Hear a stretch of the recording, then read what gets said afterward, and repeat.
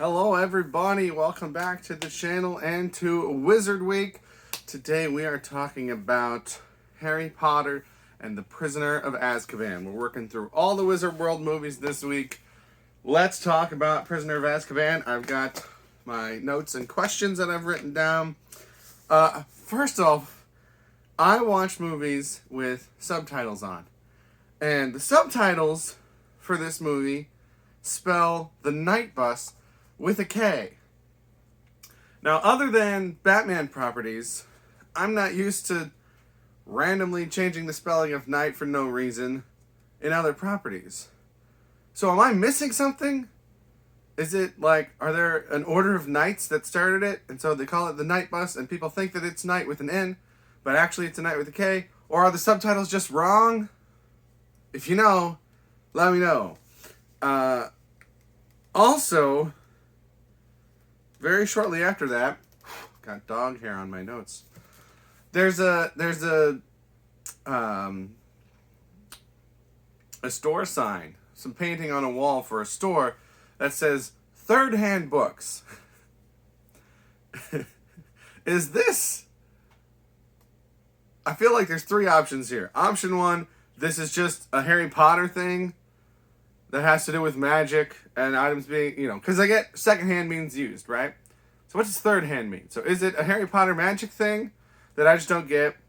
Or is it a thing that people use in real life that somehow distinguishes it from secondhand that I've just never heard of? Is it maybe just a thing in England or the UK, like prefect, that sounds Harry Potter-y to Americans because we just don't use that term over here? Or option three, is it neither of those things and it's just a clever name for a used bookstore? I have no idea. But somebody, please, let me know if you know. What does it mean by third hand? Oh. Next, we get the idea of no magic outside of school. Now, other people have pointed out that he does the Loomis spell, and there are things that he does in the second movie that is fine, but then when he blows up that's not what I'm going to talk about. What I want to talk about is they go to school to learn magic. And then they're told over the summer not to use magic. Can you imagine? I've been a teacher for 9 years. Can you imagine if schools told their students not to practice or work on anything that they've been learning in school over the summer? Don't read books. Don't get any physical exercise. Don't do any music. Don't do any math. Don't look up anything about history. Like, I have to sneeze.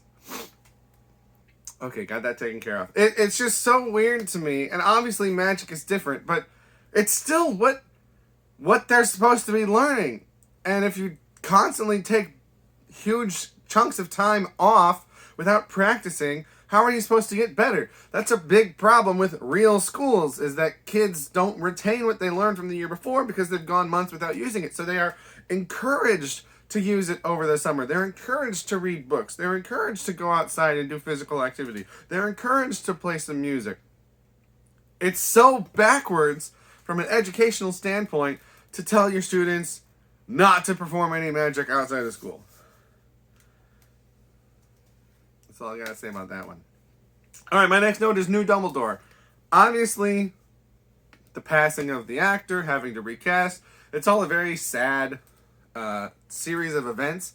But I do think, not necessarily in this film, but in future films, I do think overall that the original Dumbledore actor, I think, worked very well in those first two movies. But he's kind of a frail old man, the actor, not just Dumbledore. And there are big, intense moments that Dumbledore has to sell, the actor playing Dumbledore has to sell for the next couple movies to work. From memory, maybe I'm misremembering it, but I feel like there's a couple moments in there. And I feel like it just would not have worked with that original actor. So while the whole situation, is not a pleasant one, I do think in the end it worked out better for the series to have kind of a more gentle, kind-hearted Dumbledore as we get into it. But then once it needs to be more intense and fierce, they've got that also without just recasting, out of the blue. So I do think that there's a silver lining to that situation. My next note is just Chirilani, which every time she comes on screen, I have a couple specific teachers that I think of. And it's interesting being a teacher and watching movies or TV shows where teachers play a very important role. And sometimes it's very, it's very, I can't think of the right word, but, to show that teachers can be such a huge influence on students and can be such a big part of their lives. And it's like, yeah, that's true. But then also to be like, man, this teacher's crazy. This teacher's weird. And it's like, yeah, sometimes it's like that too. So, she just reminds me of some interesting but memorable teachers from my past. I wrote down Time Turner. I think I'm going to come back to that in a little bit. I gotta sneeze again. Alright, so we're going to come back to the Time Turner. My next note is Hermione dislikes this class. I think this is such a good detail to put into Hermione's characterization, because so many times it's just like, oh, nerds love books, nerds love school, nerds love it. But it's like, even people that really enjoy those things doesn't mean they enjoy every educational topic. So the fact that she dislikes this one school topic, I think, is a nice, interesting touch to her character. Very well done. My next note, I just wrote that I noticed that in this film, they're out of their school uniforms quite a bit more. And maybe it was explained in the book, and I don't remember. They don't reference it. They don't even mention it in the movie. But it's just like, there's a lot more of them just wearing regular clothes, which, as I mentioned in one of my earlier videos, I think the robes help give these movies a timeless feel. And when you have them spending more time in just regular clothes, the clothes aren't super trendy or anything, so it's not like it destroys that, but I think they are more setting the movies in a particular time period, which I think it's really cool when they're not necessarily tied to that particular time period. So I wish they spent more time in the robes. I'm curious to know why they turned away from that so much. All right, my next note, Lily is a witch. So I talked about this in my last video. In the first movie, Harry's aunt describes Lily as a witch, but then in the second movie, Tom Riddle calls her a mudblood, and then in this movie, I forget if it was Lupin or someone else, I think it was Lupin, says that she was a very powerful witch. So it's like, what are you doing, movies? Was she a witch or not? Again, I don't know if Tom Riddle was just wrong, or if he was just trying to be insulting, or what, but I'm very confused by the back and forth on whether or not Lily was a witch. Okay, my next note is all about Scabbers and Peter Pettigrew. This, I think, I was talking in my last video about good and bad examples of foreshadowing and Deus Ex Machina. This, I think, is great. You set it up in the first movie that Ron's got this right, and I know it comes from the books, right? I'm talking about the movies, okay? So deal with it. But you set it up in the first installment, and it's totally under the radar, totally not even a thing, all the way through the first and the second, and then here in the third movie, it becomes important. And it's not that it came out of nowhere, but it's also not that it hit you over the head with it, and then the whole twist with, you think Sirius is the villain, but it turns out he's not the villain, and Lupin is very mysterious, and then of course the whole ongoing thing with Snape and whose side is he on, comes together so well in the scene in the, what is it called, the Shrieking Shack. So well done. Like, I remember reading those, and I remember the first time seeing the movie, I was just like, I thought that was such a clever twist. Not for the sake of a twist, but just, again, like I said in my earlier videos, really good world building, where these things are just set up, and we learn them, but it's not dwelled on, so we don't focus on it. So then when there's this reveal, it's like, oh my gosh, that's been like that this whole time. But it is weird, after Peter Pettigrew turns back into the rat and runs away, his clothes stay behind. But like, when he was transformed from the rat into Peter Pettigrew, it's not like he was naked and had to put clothes on. The clothes were part of the transformation. So you would think that when he transfers back to a rat, the clothes just transform with him. But the clothes were left behind? That's really weird. Is there an explanation for that? Or is that just a directorial choice? Because it's visually interesting. Maybe having the clothes there makes it easier to not have to do really great CGI because you can just hide it in the clothes. I don't know. But that seems inconsistent to my brain. Now we get to the paintings again. And in this movie, the paintings complain about people having lights on because they're trying to sleep. So the paintings need to sleep. So does that mean that they need to eat and drink? I don't understand.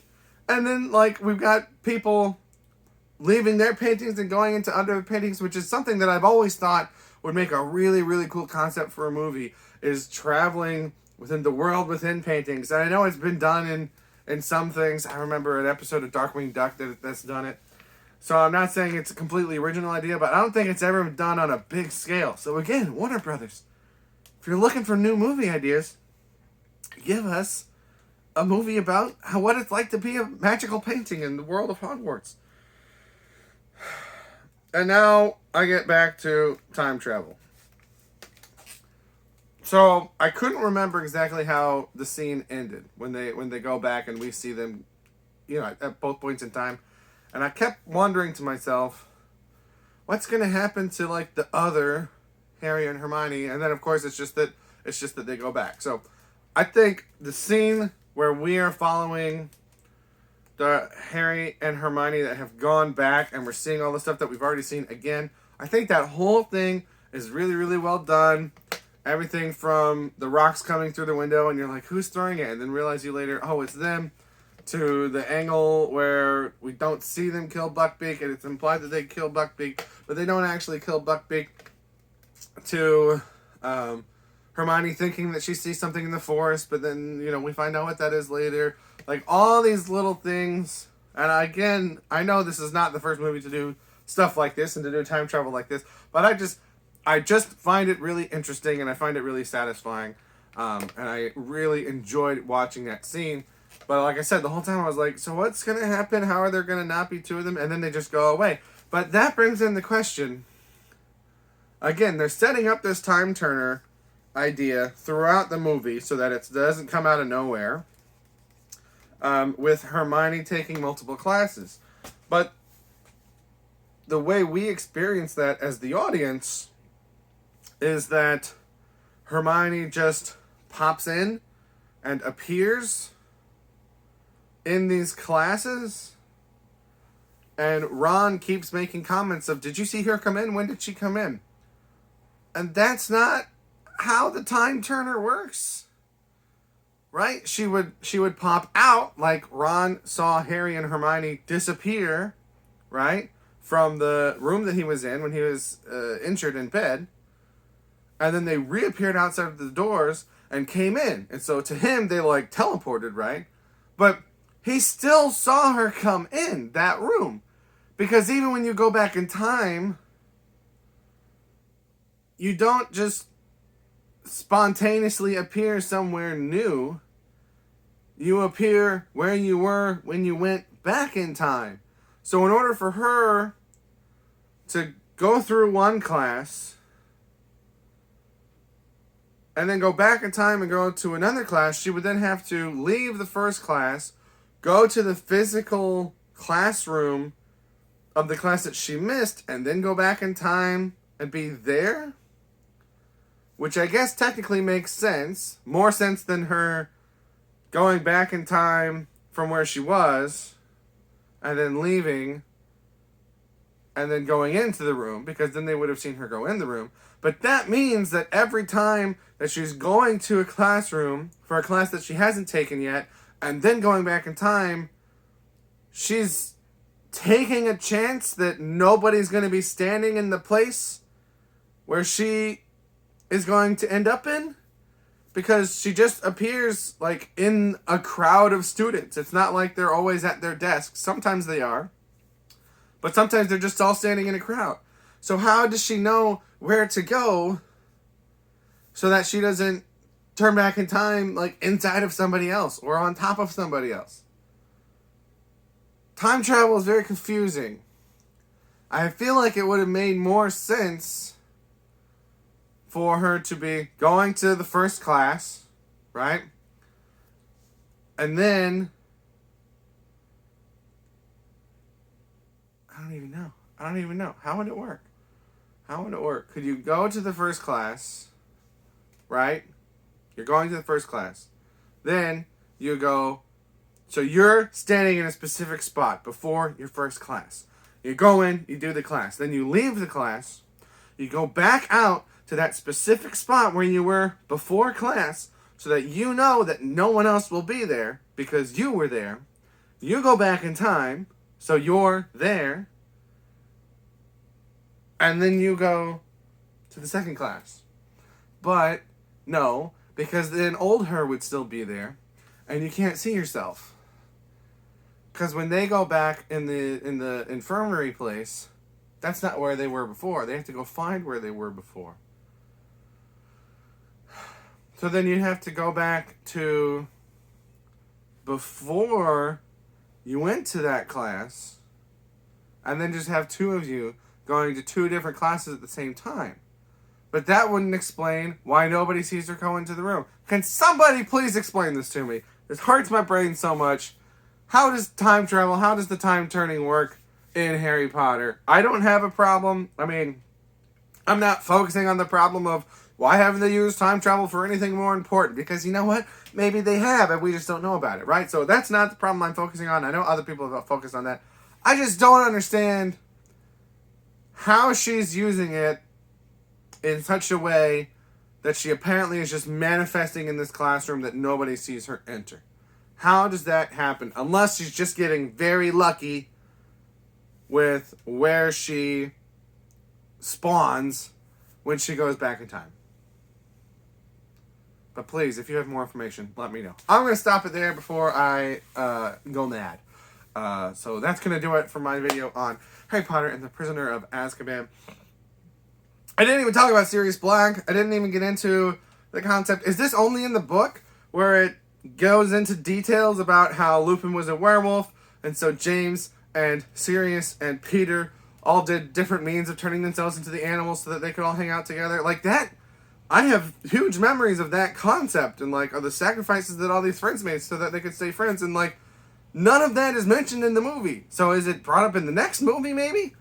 Or was that something that was completely taken out from the book and it's only in the book? I don't know.